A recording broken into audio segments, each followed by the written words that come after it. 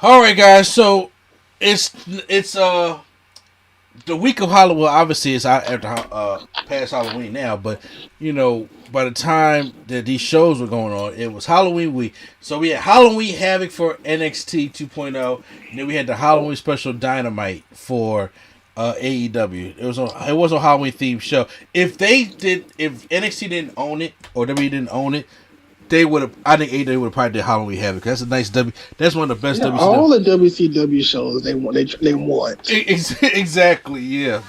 Halloween Havoc was one of my favorites. I used to love Halloween Havoc.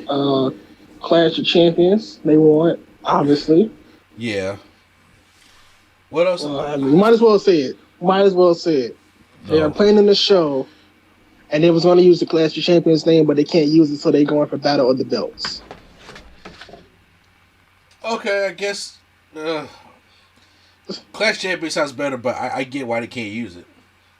Yeah. So what other name? What you got? They have championships or belts in the titles. What?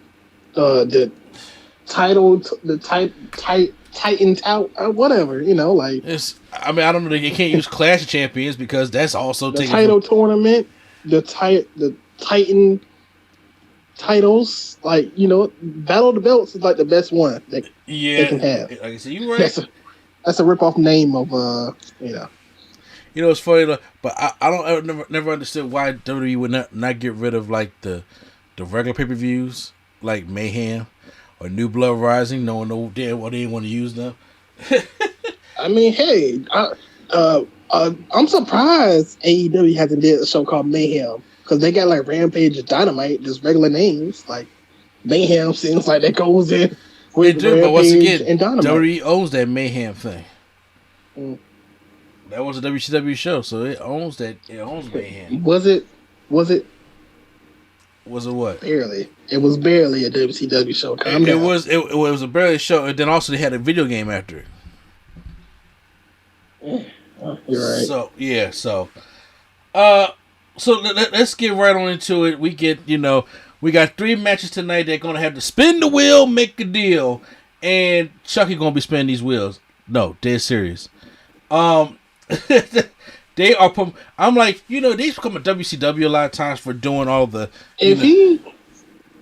I wouldn't be surprised if he is the Celebrity Hall of Fame this year. Chucky. Yes. Oh my God! Look, I don't understand. Like, Chucky was used so much back in WCW, especially with Rick Steiner. Ironic, right? And then all of a sudden, now he got the new TV series on USA, and now Chucky's even here. He even called out WWE. You know what I'm saying? But Chucky something. So now, dead serious, he is spinning the wheel to make the deal, and we land on a Stairway to Hell ladder match for Io Shirai. Zoe Starks taking on Indy Hartwell and literally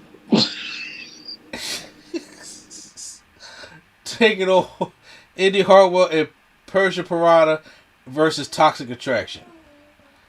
Okay, so here's my problem with this: is that you can't have too many pure development. Oh, come on, you can't have too many pure developmental talent in these kind of big stakes ladder matches here. Okay, obviously, I don't.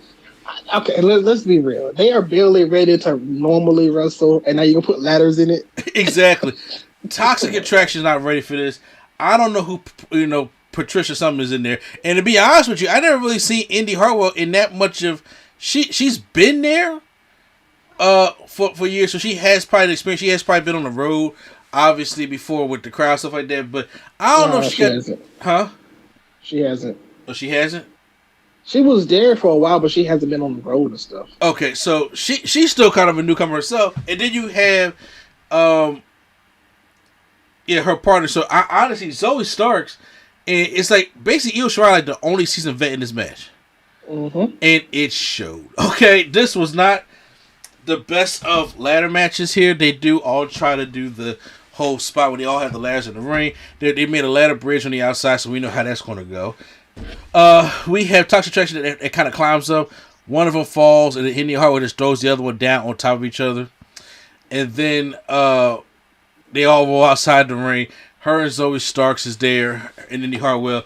Indy gets off the ladder, and then I forgot who pushed. I think her partner. Like I said, I don't know who Indy Hartwell's partner is. I'm not too familiar with her. She gets pushed the ladder over. Zoe Starks jumps on the rope and then does like a diving splash. Like we've seen Sin Cara do this. We've seen Shelton do this before.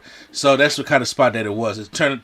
We see Ricochet do it. It's turn negative into a positive kind of move. And then Zoe Starks and Indy Hartwell come back in the ring. Indy gives her the I want to say safest spine buster on the ladder. I was like, that don't even look like it hurt. I mean, you know, people may disagree, but I'm like, that don't even look like it hurt. And I'm not saying you're supposed to go in there and legit hurt these people, but you know, it comes from the experience. Io Shirai's climbing up on the ladder.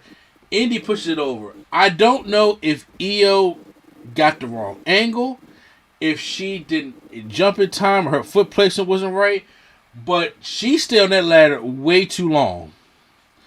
And it pushed over, and she took a nasty bump. Usually, when you hit them ladder bridges, people jump off the ladder and they fall into the, into the ladder, off the ladder, whatever the case may be. They have no time.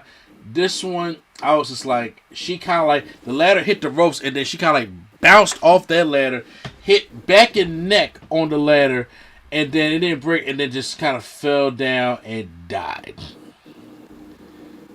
I don't think that went wrong necessarily. Like, or you just think I think Io took it. I think Io took it how Io would take it.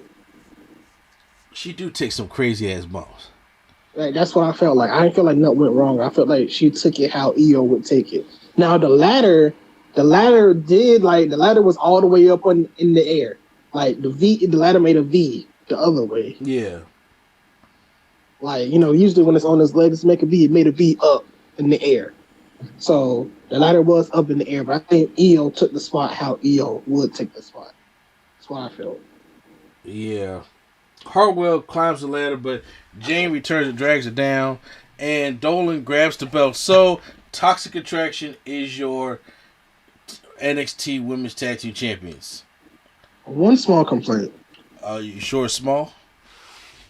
Well, I mean, other than the match, sure, the match was whatever.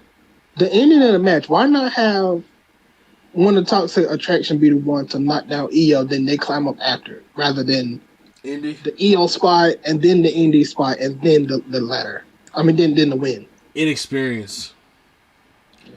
I think it's all about, because you can call matches in the ring, and I don't think they had, like I said, a lot of these things with the new NXT, and you have these kind of special shows, which I don't know if they're gonna have takeovers anymore. They a lot of these people are inexperienced, and you can't put them in these kind of matches yet because they don't even have the basics down. It's like if somebody's trying to play basketball, right, and they don't know nothing about basketball, they're just trying to learn how to dribble, shoot at the backboard so the shot can go in, and just do that, and then you put them on a 5-on-5 full-court game. Why would you do that? Yeah, they're going to suck bad. It's like if somebody says, "Oh, we run in zone, we run in man," or cut to the basket, or play 2-3. Like they're like, "What are you talking about?" I don't know. Ain't set me up a pick, run the screen. Say like, how would you know what to do? You know what I'm saying? If you don't even know how to dribble or barely shoot the ball yet. That's how I felt with these women. Like they barely know how to get in the ring and wrestle really well. And then you ask them to go in there and then do a ladder match and call spots in the match? No. I think that it should have been changed. I think this match and the next match should have changed stipulations. Okay. Well, I don't know if you mean the next match, because the next match is Joe Gacy versus Malik Blade.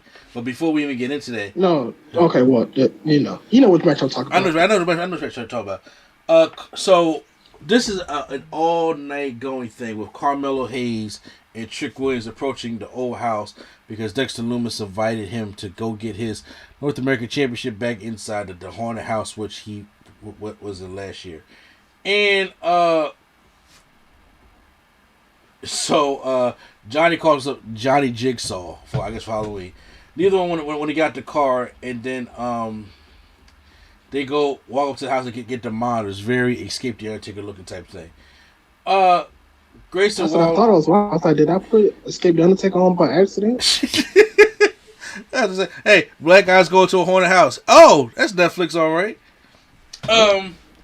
Look. So what I'm going to do is when we get to like the I guess decent parts of this, I'll just talk about them all in one big thing. Because it's different segments throughout the night.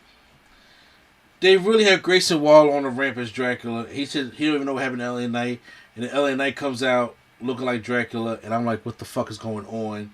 And then Hollywood Vince was saying. Huh? Hollywood Vince was saying. Exactly. Then Joe Gacy comes out, and then he gets just drop kicked immediately by Malik Blay. But then the guy, Baby Brock that we used to call him, who now shaved off all his hair and shows all his tattoos, who looks like Lars Sullivan now. Yep. Is out there with Joe Gacy, and he's about to choke out Malik Blay, but then he tells him to let him go. He does a springboard lariat and wins the matchup. I don't like that. I'm not talking about the win. I'm talking about how they turned Baby Brock into Baby Lars. Well, they turned him into whatever because the dude touched his face and he like cried almost. like remember how Will Silver better be like, man, what is wrong with you? Yeah, it's like I don't know what happened with that, but yeah, another guy ruined so far. I don't know. We'll see, I guess. Yeah. They showed the NXT developmentals having a Halloween party in the bag. It's terrible. Odyssey, Diamond Mine comes out to make a challenge to anybody in the locker room. Odyssey Jones accepts it, so we have Odyssey Jones taking on Roderick Strong in the matchup. It's okay. It didn't really get as much time, and it wasn't established who, Odyssey Jones or anything like that. Even he was a runner-up in the breakout tournament. So he gets slammed with a bystander backbreaker, and the Creed Brothers go in the apron to distract Jones. He knocks them all, and then Roderick uses distraction and it hits a leaping knee on Odyssey Jones, and that was it. Like that's what it took to take him out, a leaping knee. So, and that's his like signature. So Okay. And Roderick Strong wins the matchup. So I'm not talking about any of the Halloween party. That shit was just terrible. Now we have for the NXT women's. You say that as if you're not watching it. You say that as if you're not watching NXT 2.0. I know. Chucky's back to spin the wheel to make the deal for the NXT Women's Championship. The trick or street fight. Raquel Gonzalez taking on Mandy Rose, and it turns to be a trick or street fight. And here's the thing, Mandy Rose is good. Okay, I said I like ... Raquel Gonzalez is still working on things, and they put him in the street fight, and I was just like,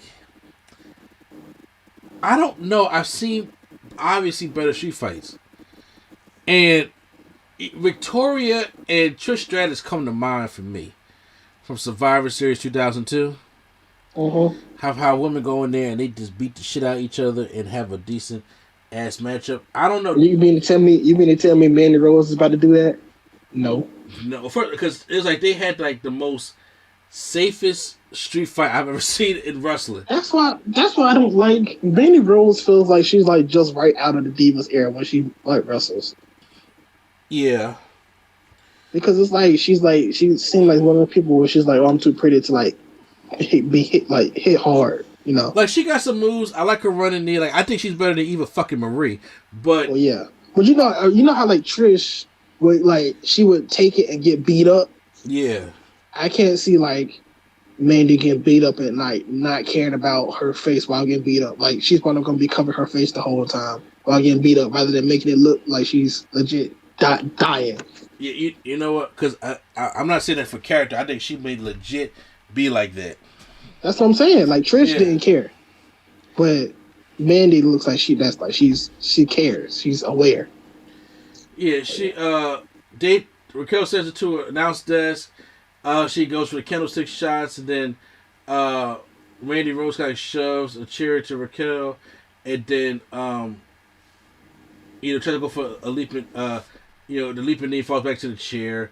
Then it goes over the announce table. Then Raquel comes up with a Jason mask and this fire extinguisher. And I'm like, let me tell you how this does not look scary and with all this light y'all have in NXT 2.0. Not at all. Let me tell you how dumb this shit looks.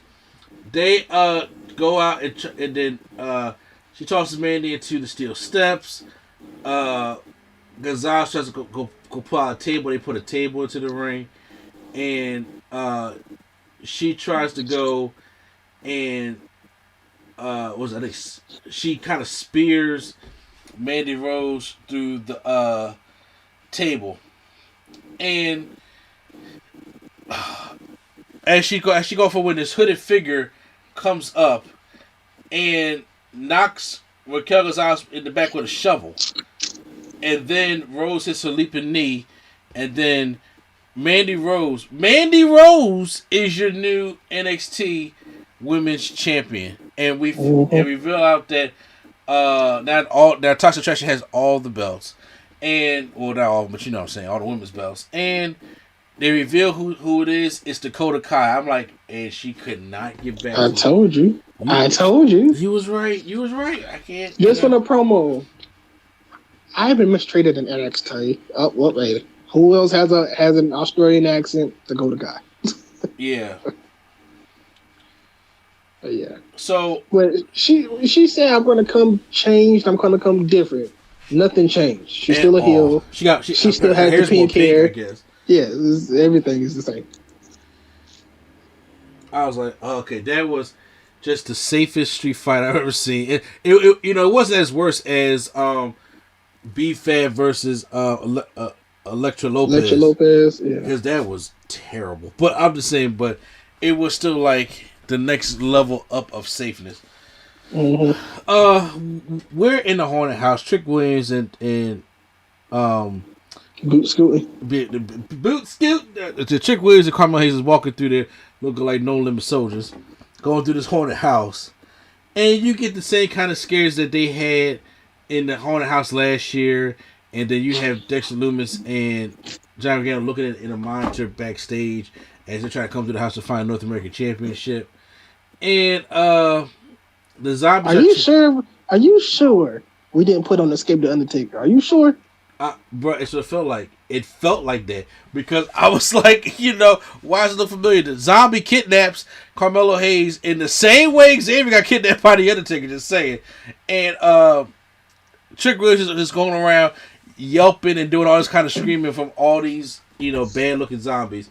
They finally find their belt, and then they kind of run out the house, and then you see Dexter Lumis and John Gargano with all the monsters and stuff just staring them down. Dexter Lumis go to be 8 feet tall too. Yeah. Let me just say that this was the actually worst way to the whole thing with him and what's his name? To the moon. Cameron Grimes last year was so much better on how they did the haunted house opposed to this year. And then they did the wrestling zombie for a whole year. Yeah, the referees. Yeah. So yeah, my daughter obviously did not like it neither. You said Cameron Grimes. She said, "Ugh." We have Grayson Waller in the ring and promotes the social media, but then LA Knight comes out dressed in the same outfit. Knight tells Grayson to get out of his ring because he's the real host.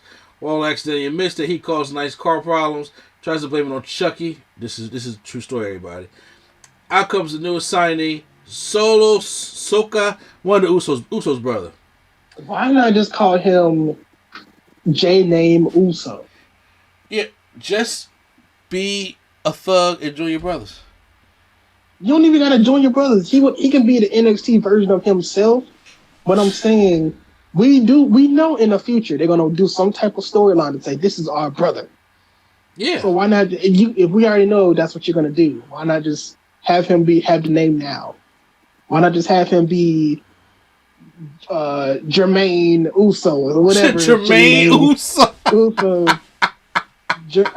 What's another J name that rhymes with that can go with Jay and Jimmy? Jay, Jimmy, and John. He could be John Uso. Well, we already got a John, so Jacob. I'm sorry, Jacob. He could be Jacob. Dude, Jacob I'm sorry. Uso. I'm stuck with Jermaine Uso. That joint is great. That joint is great. But I'm saying he could be a J name Uso, and they could say, "Oh, this is the Uso's brother." It's just weird for them saying Sia Suko is the Uso's brother, and it's just like you can't make connections like that. Why not just like you can't call Braun Breaker Rick Steiner's son because it's like, well, why is he not Steiner? Yeah, exactly. Because why he just be signed in the first place? But y'all definitely want to put this man on because he's part of the extended bloodline. Exactly. It's like, and for one, if he wasn't, he looks just like the Usos in the face. He do. Just like the Usos. Like, they got strong genes or something, because I thought, when I first seen it, I thought one of the Usos cut their hair. I'm like, oh, dang, they got blonde hair now? But no, it is him. Mm-hmm. Well, we'll see. Hopefully they sign the other guy, too. Jacob for 2. I think that's his name. Oh, okay. He's an MLW. He's like Umaga size. You're not going to, actually, never mind. You're not going to like him. Probably not. He's Umaga size doing a drop springboard moonsault. Yeah. It's the one where when you're on a rope and you look like you're falling and then your legs catch you and you do a moonsault. Oh, Rosie used to do that. Oh. Yes. He's Umaga size doing that. Oh, stop it. This joint is gonna fuck up one day. Alright. Next match. Tag Team Championships. They spin the wheel, make a deal for MSK taking on Imperium. It's a lumberjack o-lantern match. What? Definitely should have switched. This should have switched. This should have been the ladder match, and you could have made that women's match the lumberjack match. So then all these developmental people in costume that nobody cares about is coming out for this matchup. The match is quick side note, because I just thought about this when you said this. I wish NXT was on the road at this time, because like every Halloween they have a Halloween Battle Royal, and all the wrestlers come out dressed up in outfits, and it's like, oh, it's cool. Oh my gosh, it used to be so fun, like a house show type of thing. Yeah, but it would also be cool because Halloween Havoc used to be scarier. And well, what I'm saying, this wasn't when they was doing Halloween. This was just like this was just like a live event. Live this was event not on TV. Thing. Yeah. You know, like Tinker Knots came dressed as Kane. Rhea Ripley was Triple H. Bianca was like a bar of soap. Just random outfits, but they were just out. They were like outfits, like they were actually being. But don't you have a problem with why would you dress up as a wrestler wrestling at a wrestling event? Didn't you have a problem with those kind of costumes? Okay. This is different. This is definitely different. How's it different? It's definitely different. Okay. I know how it's different. All right. It's called favoritism. I got you. No. Okay. So, all right, just real quick. Dressing up as Triple H is a pop for the people there. You're performing in front of the people there. That's gonna be like, okay, that's cool. Who are they performing for dressed as MJ? Answer me that. Just answer the question. You're not performing for anybody. You're just there so people can take pictures of you. Oh.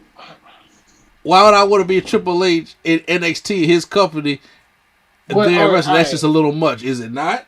You mean to tell me, all right. Doing the Hello? It's different.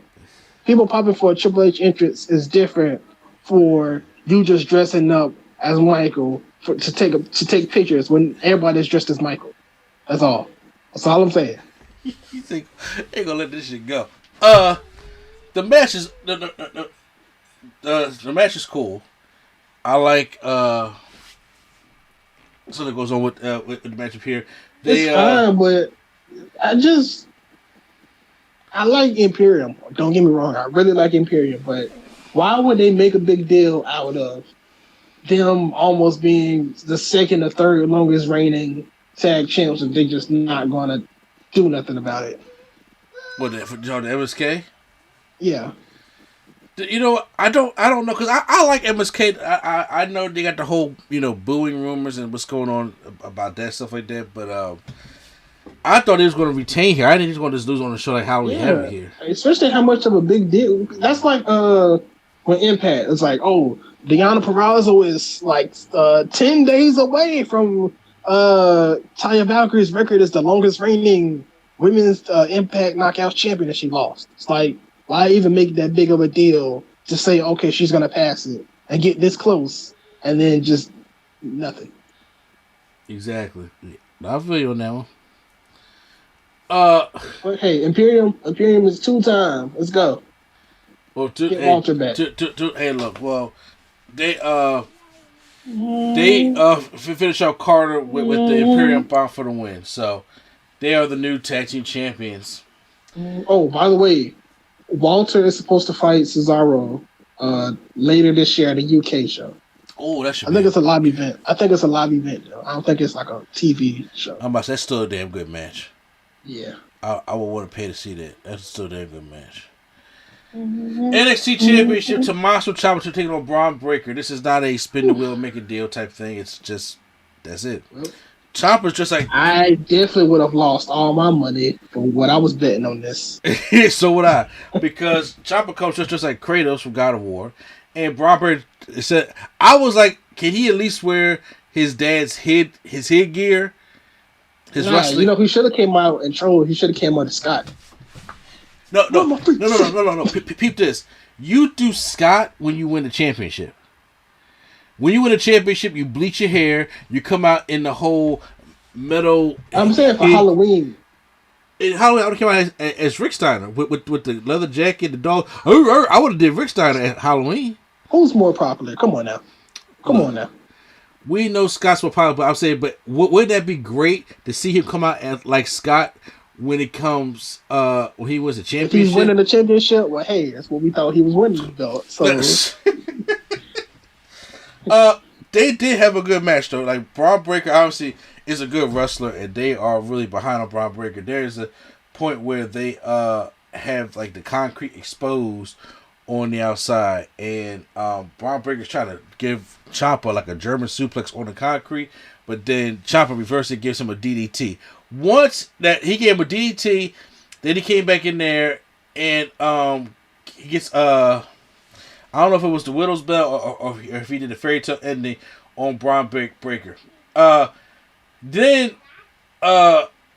he gets it's the fairy tale ending, and then but Breaker kicks out. Once he kicked out of a DDT on the concrete and a fairy tale ending, I said he's winning the championship. How do you can't top that? Mm-hmm. He got to win the championship. That's pretty stupid if you ask me. So, but no, Ciampa hits a right knee to the head, then two more, then another fairy tale ending, and I'm like, so why was it? It's backwards. Honestly, it's backwards. We talking all this. I feel like Braun is going to win it in like 2 weeks anyway. He's like, you know what? I'm going to rematch. Ciampa's going to be like, I already beat you again, but all right, sure. And then that's when he'll win it. I mean, I agree with you, but here's the thing. I don't like those backwards kind of finishes. Why not do the knees in the fairy tale ending first and then do the concrete spot with the fairy tale ending, then I'll put somebody away? I just don't like it's backwards. You know why? Why? Because Braun Breaker. God, that name sucks. Mm-hmm. That name just sucks. All right, because he couldn't even be Braun Steiner, or he just couldn't be baby something Steiner. He had boots that said Steiner. Have him be Braun Steiner, so he can say BS like as his catchphrase. That's to all my peeps, to all my freaks. Okay. Now we're going over to AEW Dynamite. It's Wednesday night. You do know what that means. Mm-hmm. It is back on Wednesdays, and now we're getting ready for the last show before Halloween. I mean, well, obviously Rampage will be doing that, but this is the last Dynamite before Halloween. So, we are Tony Schiavone, Jim Ross, Excalibur on the broadcast team, and we're starting off, kicking it off with CM Punk taking on, he already got a nickname already, the infamous Bobby Fish. That's his nickname. Oh, the infamous Bobby Fish. Okay. Yeah, he's had that for they took it away in WWE. Oh, okay. Because you know what I'm saying, you know how AEW loves to do the shit with the nicknames and stuff. Well, everybody has nicknames though. It's not like they give everybody nicknames. Everybody just has nicknames. They just honor everybody's nicknames. They damn sure do. CM Punk don't have one yet, so I mean, you know. He has nicknames, but he probably is like, nah, I'm just CM Punk. They're not calling him Chick Magnet. No. Punk has nicknames though. Yeah, Chicago in Slay. Indy, he has Chicago's favorite son. All those type of names. He has nicknames. They just don't call them by their names. But a lot of Hello. Did we lose Prime? You can't hear me? Oh no, I did. You went out. Oh well, I was just basically saying a lot of people have nicknames. Gotcha. Well, I've seen like the match was fine, but I've seen CM Punk and Bobby Fish have. Well, I haven't seen it, but I know CM Punk and Bobby Fish can have better matches. Well, they both are 44 plus. Yes, I do know that. I would say, but is it something like missing from the match? Like if I wouldn't have made it main event, I'm glad it started off the show. I knew they weren't going to go into like a second or third gear. It's just like it's a match. It's like a match. It's just a match. Yeah, just to put Bobby Fish on his list of people he beat. He hits it with a neck breaker and a short arm clothesline for a near fall, and then he tried to go for the GTS. Bobby Fish counters with a dragon screw, and then sliding clothesline. Punk hoists up Bobby Fish, and then finally hits the GTS and wins the matchup. So I do like how they ended it though. Oh yeah, and it was good. And it was sweet because they've been like he's been attacking Punk's leg the whole match, and when Punk hit him with a GTS, he waited a little bit. Because his leg was injured. Then when he went for the pin, when he got the 3, Fish kicked out like right after 3, like a half a second after 3. So the Hogan kick out. Yes. Okay. But I like how it made sense because he gave him the GTS and he waited like 20 seconds to pin him. Oh. And then Fish kicked out right after 3. I just like that. It's not like Booker T could have did the same thing, but hey. He probably could. I'm not sure, but I get what you're saying though. That's one of my alarms. Okay. Next up, MJF, which Excalibur says he's finally paid his quarter dues of wrestling. Taking on Bryce Donovan. Nobody knows who this kid is. He comes in there and he hits the Heat Seeker. Punch with the power driver and pins Donovan on one finger. And he has words for Darby Allin. He said, on September 29th, you made a mistake and you interrupted me when I told everyone that I deserved to be the AEW World Champion, which is true. And you threw that gauntlet down and now you're too scared to show up for work. I knocked out Sting with my Dynamite Diamond Ring, and now that Darby's out of my way, there's nothing to stop me. I am the past, the present, and the future. Then here comes Sting coming down with the snow, with the baseball bat, and MJF pretends to be scared. The lights turn back out, and then MJ was like, it's a little joke, stop playing. And then the lights turn off. He says, very funny, Spears. Spears said, yo, it wasn't me who turned off the lights. And Sting appears, his Warlow in the stomach, and then hits Shawn Spears, and then MJF gets out of there. But there's somebody in the crowd who's dressed like the old Universal Studios Invisible Man, with the bandages around the face and the sunglasses and the hat stuff like that. And it turns out it's Darby Allin. But before we get there, here's my thing, because I kind of messed it up here, because there was a promo that came on of somebody dressed up like they had MJF's face cut out. At a concert? It looked like it was at a concert? Yeah, kind of like an old 1920s concert. And then all of a sudden, Darby Allin comes out and front dropkicks the shit out this guy on stage. And I was like... I was definitely like, that's not necessary. And it was like, I don't understand what this was for. And if it was like, I accept your challenge like that. But if he was going to be in the arena anyway, that would have been a bigger pop than seeing him come and drop kick this guy that had an MJF cutout face on him. I felt like it was like Shawn Michaels when he came back against the Union. Do you remember that? So yeah, when he was one of the cops, right? Yeah, but he was on the screen talking, right? Yeah. And then he was like, "Oh well, I'm tired of this. You know what, officer number 3, who are you?" And then he took it off. But see, that was better though. That was better. He took it off, and he was great. That was so much better. It was well done because you wasn't expecting Shawn Michaels to actually be there. Darby, I was expecting to come back, but why do this? Yeah, why do the video? That didn't make sense. Yeah, and then the video didn't even make sense. I thought the video was going to be like of Darby resurrecting or healing or something. It's just a dude at an MJF concert, and he just comes in like drop kicks. Yeah, and she has the cutout MJF face mask over his actual face. I'm like, why? I would have rather Darby just been in a plane or something and say, "Darby, you're next," or something, and then jump out the plane. Like that would have been something. That would have been better. This right here, I was like, okay, I like when Darby came and then he attacked everybody, but then this was a miss. Or when it came to the whole video thing. Pulls out the skateboard with the thumbtacks and hits Warlow with it. And in Full Gear is going to be Darby Allin. Because this is Darby, he said Full Gear. Darby versus MJF. Tony Schiavone interviewed Britt Baker, DMD, Dr. Britt Baker, and said that Tony Khan, TK, signed for a no DQ match between her and Abaddon on Friday's Rampage. Ew. Halloween edition. TNT Championship, the Spanish guy, Sammy Guevara taking on All Eagle Ethan Page. Good matchup by these two here. I was like, oh, it's Sammy comes in like full of rage, comes out, starts beating him up, dives to the outside, and stands on his feet on Eagle Page, on Ethan Page, and they go back and they strike Sammy is like really over this match. At one point, Sammy goes to the top rope by Ethan Page on the outside, does a shooting star press to the outside right onto Ethan Page. And like he got him actually kind of pretty good.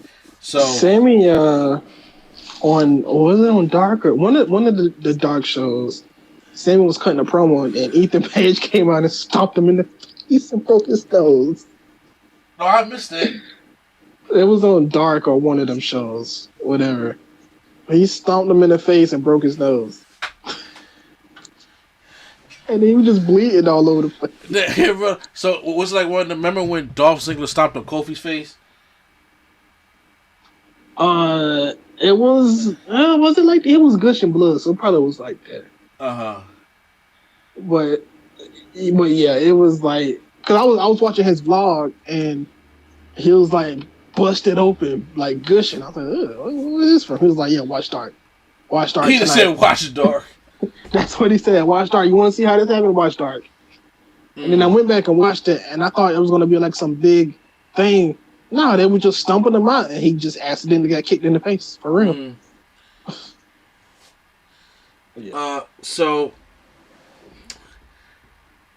Ethan Page starts to change the momentum, and then they said, well, since this is one day after Halloween Havoc in 1997, Halloween Havoc was October 26, 1997, and this was October 27th, 2021, where Ethan Page tried to do the whole Outsider's Edge, like Eddie Guerrero did Rey Mysterio, to Sammy, and then he does him and Sammy catches him with a Hurricane Rana.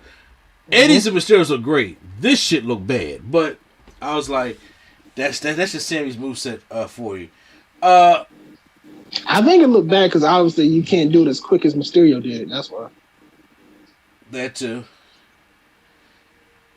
Mysterio was able to jump up and then do the Hurricane around a quick one. Sammy he couldn't do it. It's too heavy to do it like that. So Ethan Page goes. After that happened, Sammy finished him off with a shooting star press, wins the matchup. Scorpio Sky comes out to the ring and starts beating up Sammy after the matchup. Jericho and the Circle run down and come to the aid of Sammy. And then Jericho grabbed the microphone, so Sammy won his match. And that means that it'll be a 5-on-5 man tag team match at Full Gear. They get to pick the team. So it's Sky, America's Top Team, against the Reunited Inner Circle, baby. And he said, we're going to tell Dan Lambert to be at Dynamite next week. It's going to be a Minneapolis street fight. So, I don't know what this going to be like at Full Gear, but especially with the UFC people trying to wrestle in that matchup, I'm not sure about. Maybe they can try to pull him into something good. I mean, I think, what's the guy's name? Not Jorge, but the other guy. Who? The bald guy. I don't know his name. I think he'll take some bumps. I think he'll take some good bumps. I hope they're good bumps. I think he took a rock bottom through a table. Did you see that rock bottom and who was doing it and where the table was? That was a very... Other than Swagger doing it, of course it's going to look safe. So I'm saying. But I'm saying at least he went all in on it and didn't try to land pretty. Uh-huh. That's what I'm saying by a good bump for him. Gotcha. Like, he didn't, try to take it safe. He, just went for it. Just put his legs up and just went for it. Uh-huh. If Mandy's going through the table, it's going to look like the safest table bump every single time.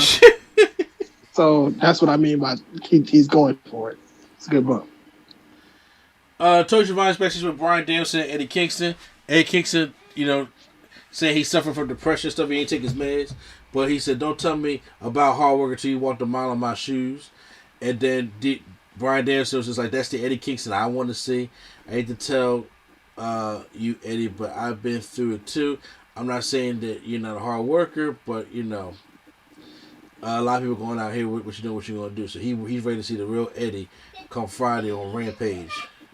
He said Eddie and John are one of the two toughest professional wrestlers they ever met in his life. And despite all that, on Friday, he'll go out there and prove that why he is the best. Side note, just a quick side note. How come when Daniel Bryan was retired for 4 years, WWE didn't try to put him in the Hall of Fame? I don't get that either. I was like, I don't know if he feels his accomplishments didn't meet up to it, which I'm like, what accomplishments? Daniel Bryan has did a good amount more than probably about a quarter of your Hall of Fame class right now. So I don't know if it was a him type of thing or what, but I'm so surprised in 4 years they didn't put him in the Hall. It was weird. It is, because they put Edge in the right next year. Well, because... Oh, well, yeah. No, I was going to say because Edge was career ending, but so was Daniel Bryan. I'm about to say so Daniel Bryan. And the next year, they go Edge.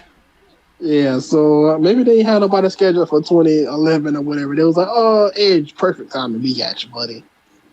Well, yeah, Edge that 2012. Didn't Shawn Michaels go the same year he retired? The next year after he retired? Yeah, he was in the class of... actually, Shawn... was it 2000? Yeah, Shawn went in. I'm pretty sure he went in the same year that they had the match. Or was it 2011? Oh, God, what year was that? Is it 2011? No, you're right. Shawn went the next year because Ted DiBiase was the headliner for 2010. God. All right. Ted DiBiase was the leader, was the headliner for 2000. So then he went in 2012 then? No, he won 2011. Shawn Michaels won 2011. 2011 was when he last wrestled. No, it wasn't. 2010 was when he last wrestled. WrestleMania 26 was in 2010. Oh, yeah. Okay. Yeah. Okay. And I don't know why I keep thinking WrestleMania 25 is in 2010. No, WrestleMania 25 was 2009. That was 2009. I don't know why I keep thinking it's 2010. End of the 2000s, and that's when Stone Cold went into the Hall of Fame. So wait a minute. Well, we get too deep into it, but so he was the referee, and then he came back out to do the Hall of Fame. No, he was put in the Hall of Fame in 2011. No, that was the first Triple H. I got you. I got you. Yeah, And then he came out and they did the Hall of Fame. I mean, that Hall of Fame referee thing. Yeah. So I got it. So yeah, but yeah, Bryan Danielson, not a Hall of Famer, but he will be. Of course. AEW Tag Team Champions Lucha Bros. I wouldn't be surprised if Vince tries to get him in there next year because he didn't have no ill will. Good question. Because what you call it? Billy Gunn went in the Hall of Fame and he was still under contract with AEW. Yes, he definitely was. Yeah. So, and then they kept taking shots at it in his face. Yeah, exactly. That was funny. Yeah, that was funny. Then we get the TBS Women's Title Tournament first round matchup. We get the Women of 1,000 Holds, Serena Deeb taking on Hikaru Shida. Did I say it right? Yes. There we go. Great matchup. I got it for you. Say what? I got a question for you. Okay. Did you notice anything familiar in this whole match? Let's see. Serena Deeb was wearing pink. She did the Bret Hart figure 4 on the steel steps. She didn't turn heel. Oh, no, what am I missing? This was a Bret Hart tribute match. That's what. Okay, so she had the Bret Hart colors on. She did the Bret Hart figure 4 on the steel steps. She did more Bret Hart moves too. Yeah, sharpshooter, and she kind of like turned heel like Bret Hart, didn't she? At the end. Well, she was already heel. Well, I mean, well, she was borderline. She was teetering. But no, this was a Bret Hart tribute match, and then they ended the match the same way that Bulldog and Bret ended. Yes, it did. And Sheeta won. She got her 50th win, but that's not what's important. She's advancing the tournament. And then after the match, I hated that though. I did hate that. You did hate what? Because she got her 50th win, but it was just like it didn't mean as much. It didn't mean as much. It did. Yeah, you're right. She just got it, and it was like, all right, that's cool. No reward, no trophy for it or anything. And then it's like, all right. Yeah, and then beat up and injured, and you're probably out for 2 months. So we'll see. Oh snap! You know what? I just thought about it. So that means Serena Deeb you think she'll probably still advance? She might. It's either she advances or whoever got the bye just gets the bye. Or she'll face a person who's in the bye then, which will be Well, no, I'm saying whoever has the bye will keep the bye. Oh, okay. I don't know yet. She might still try to wrestle on her leg. We'll see.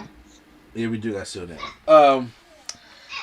So yeah, after she beats her up with a steel chair and everything like that, she just really just like takes apart Hikaru Shida. Leo Rush and Dante Martin said that Mike Sydal is going to be injured, so it's going to be Dante Martin versus Matt Sydal Part 3. John Moxley taking on Dark Order's 10, and the winner will face Orange Cassidy. Moxley don't give two shits. Moxley beat the shit out of 10, ripped his mask off, bit him, got him to bleed. Like 10 really got no offense in this joint at all, which was warranted because that's how it's supposed to be. And he hits the paradigm shift for 10 and wins the match just like that. Yeah, Moxley is going on his heel path of destruction. Yep. And since Cody said I'm not going to be the main event, I'm going to be right before the main event. Cody comes out with Art Anderson. He does the promo, bruh. He does the promo. And he's just like, look, I'm not going to sit there. He said, you hated the part about the, what he said. You know what the one that bothered me was? They cheer people, they boo, and they boo people, they cheer? No. I hear old wrestling managers shouting at clouds on social media, and I heard you this Saturday. I had one of the best wrestlers in the world, Malachi Black. I hit the Tiger Jar 98, but for a brief glimmer, I thought about hitting a different move. And he would have got cheered if he would have hit it. Come on now. He said, but would I have popped up? Would I have broken a rule? But you know why I didn't? Because that was the easy way out. And then hitting the pedigree and winning the match is the easy way out. All right. because that's the heel way.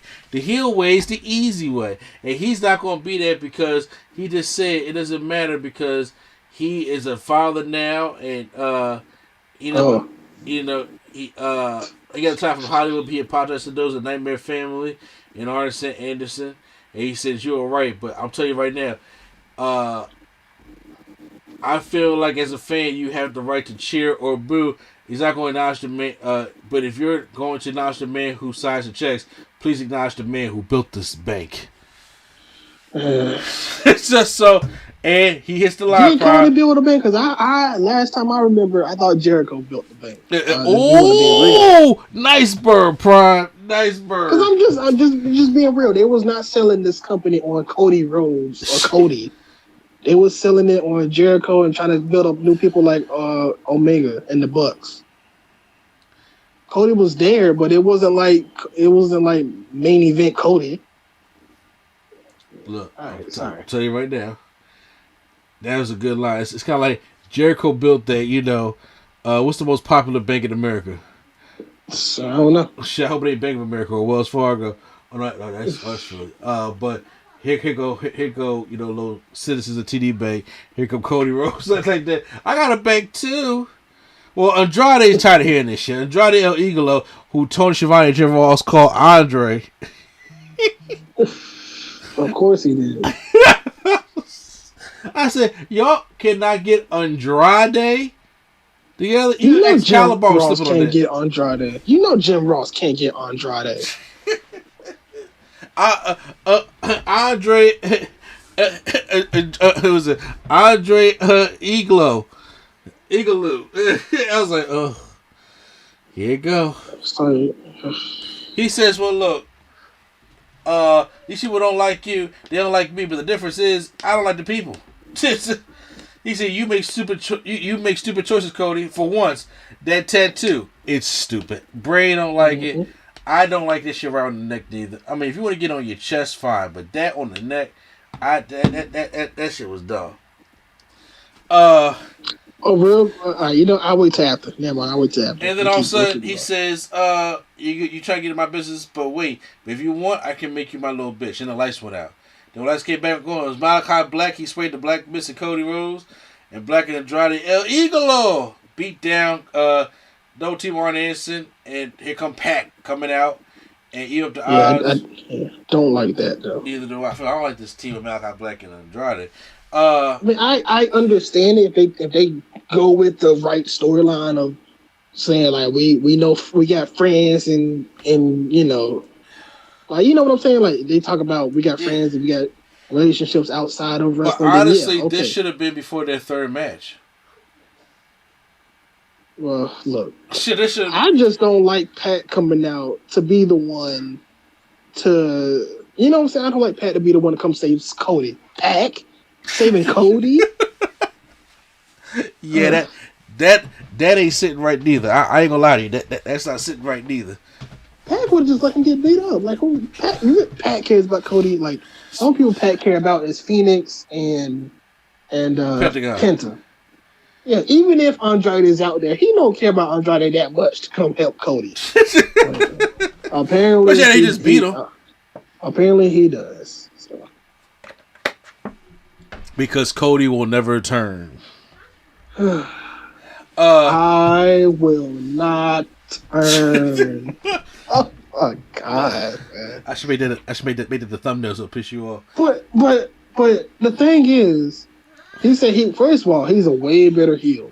Way better heel. I don't know if you see him in Ring of Honor or whatever. Who, Cody? Way better heel. Kiss the Ring. Remember, he was the way better heel. Way better. That whole thing. He's like, if it's called the Ring of Honor, why can't I have the ring? Yeah, the whole Tom Brady thing. Yo, that was great. I was going to see them shows live when Cody was doing that. They call you the American Nightmare for a reason, so that you can be the bad guy, not the American Dream. How are you gonna be a face talking about I'm the American Nightmare? All right. But he won't turn. Okay, well, main event. They call him the Natural. Sorry. Main event silly this time. The Dark Order taking on the Elite. Okay, so here's the thing. We're talking about these entrances. Say what? We gotta talk about these interesting. Okay, so we have the Dark Order, Evil Uno, Stu Grayson, John Silver, and Colt Cabana. They're going against the Elite. We know who the Elite are. So the Elite they're dressed up as Ghostbusters, and I mean Ghostbusters. They got the whole proton packs and everything in the Ghostbusters uniform coming down. Adam Cole, Young Bucks, and Kenny Omega. They have a custom theme song too. Yes, which I heard that guy did it within like 2 hours and made that custom theme. Yeah. So it was, sound pretty dope. Literally, it's like an upkey version of Ghostbusters song. If you heard Ghostbusters, this is an upkey version. Yeah. Instead of dum dum dum dum dum dum, it's dun dun dun dun dun dun. So it's hype. It sound like a fucking Super Click song. So you know what I'm saying. Meanwhile, the Dark Order come out. Oh God, these costumes. Colt Cabana was playing. Who was he again? Brandon Cutler. You had John Silver as Bambi. You had Stu Grayson as Kratos. Mm-hmm. You had Evil Uno as Cowboy. Hey man, I don't know. the cow. I was like, and this looks stupid. And then you had Alex Reynolds as He's a cowboy too, I think. Yeah, I was like, okay, so. I thought they were going to match and be a stable and match because that would make more sense with the Dark Order. It would, but it didn't. I guess not. like what if the Elite was Ghostbusters and like they were like Ninja Turtles or whatever, like there were other like Ninja Turtles, people. Power Rangers. It doesn't matter because obviously y'all gave two shits about this main event. There were people mad, like, how dare you have the AEW World Champion out there looking like they were the proton pair? I was like, he do look stupid, but I'm just saying. Well, no, that's Kenny Omega. That's Omega. That's the reason why I don't care necessarily that he does silly stuff because it's Omega. It's like, this is who he is. Like, they could have been Mortal Kombat characters. There's so many things it could have been. And I was like, Bambi, though? So obviously, I was too distracted by the bullshit they had to match up. They have like the Dark Order all in the middle. They all give them like low blows and stuff, and like take them down with their. And then they do the Ninja Turtles move. Exactly with the proton packs. They all run and shell shock, and it's like to the Dark Order, and then they take all the. Why did they dress as Ninja Turtles then so they could actually do it with a shell? Because. Prime, I know what you're about to say. I know it's Omega, but you gotta have your world champion have some dignity. He's not coming out in no fucking Ninja Turtle outfit like that with the shows. That would just look completely stupid. All right, you think so? You mean tell me Mr. Video Games? No. Omega would do it. I'm just saying. Oh, okay. I'm not saying he won't do it. I'm just saying TK, like you gotta have some kind of respectability for your champion, bro. You mean tell Mr. Video Games himself ain't about to come out? I'm about to say because Big E likes comics, Big E likes video games. Big E is not coming out. Big E don't have the creative freedom as well. Dude, they got some creative freedom to do that shit. But actually they have did it before actually. And there is certain levels of ridiculousness that you're going to go to because even as a champion, you do got to carry yourself in kind of a certain way. And he'll come out with a big ass Ninja Turtle with the headband on and these big ass shells. I'm just like, yo, that will cost more people. You want to bring in some casuals, all right? You got to. It's business. You got to bring in some casuals. That ain't it, okay?